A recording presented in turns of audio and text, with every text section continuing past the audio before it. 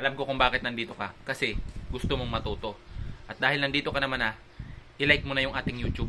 Mag-follow ka na din. Dahil mas marami ka pang matututunan pag lagi kang nandito sa aking channel. Kaya kung ikaw gusto mong magnegosyo, panoorin mo lang, tapusin mo lang yung aking video. Ayan. So guys, kung noong nakaraan nga ay pinakita ko sa inyo kung paano ang paghihiwa ng ating calamares. Ngayon naman, pagkahiwa natin ng calamares is kung paano ba mawawala yung lansa. Bukod sa tinatanggal mo na yung balat, yung mata, yung ngipin ng calamares is kailangan mo siyang babarin dito sa Sterilized Bear Brand. Meron ngayon nabibili na Sterilized Bear Brand na dati ay 25, ngayon ay 35 na siya. Ibababad mo lang siya ng mga 10 minutes para mawala yung amoy niya, hindi mo na maamoy siya na pusit at mawawala din yung kanyang lansa. At siyempre guys, hindi lang ito. Pag nababad mo siya dito, siyempre huhugasan mo din siya ng paulit-ulit hanggang sa luminaw yung kanyang tubig. Ayan. At dahil umabot na nga ng 10 minutes, ngayon guys, ito yung sabaw niya. Ayan, nakikita nyo ang labo. Nawala yung mga lansa, hindi na siya ganun kadulas. Ngayon naman, huhugasan naman natin siya. Ayan. Tingnan nyo. Nakikita nyo yung mga nabibili sa mga mall na mga calamares na malinis.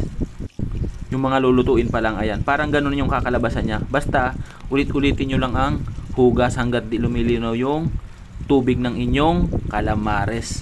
Ayan, nakikita nyo naman oh. Ayan. At yung iba hindi natatanggalan ng balat dahil talagang matigas naman na siya. Basta yung malalambot lang at kayang tanggalin ang balat, tatanggalin nyo dahil yan yung malansa dyan sa calamares. Doon sa mga gusto maghanap buhay at gusto magsimula ng ganitong negosyo guys, ayan, lilinisin nyo lang mabuti para kahit hindi man masarap ang timpla nyo o masarap is panalo, hindi nila malalasahan na malansa. At lagi nyong iingatan yung calamares dahil napakasilan yan, lalo ngayong mainit yung panahon. Kaya kailangan laging malinis yung lagayan at lagi siyang malamig. At ito nga guys, paulit-ulit natin itong hinuhugasan hanggat di natatanggal yung bula niya at saka yung labo niya. Ayan, nakikita nyo naman na sobra pong dumi, sobrang labo ng kanyang tubig. Yan yung mga latak-latak niya, kasi pag tinanggal nyo yung bituka guys, hindi naman lahat natatanggal. Kaya kailangan talaga hugasan nyo ng hugasan.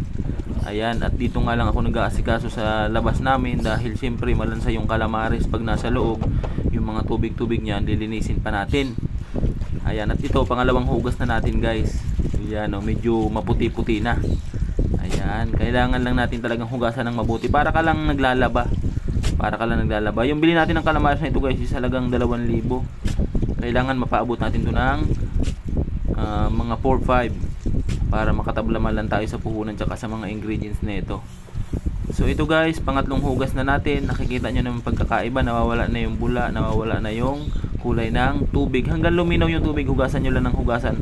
Pero kung kayo ay may running water naman dyan at malaki naman yung space ng lababo nyo, pwede nyo siyang gamitan ng running water para mas mabilis siyang hugasan. Lalo kung naghahabol kayo ng oras, wala kayong katulong at kayo lang naman nagtatrabaho mag-isa, mas magandang gamitin nyo kung running water na lang. Diretso na yung tapon ng tubig, itatapat nyo lang sa gripo yung calamares. At ito guys, pang-5 hugas na natin.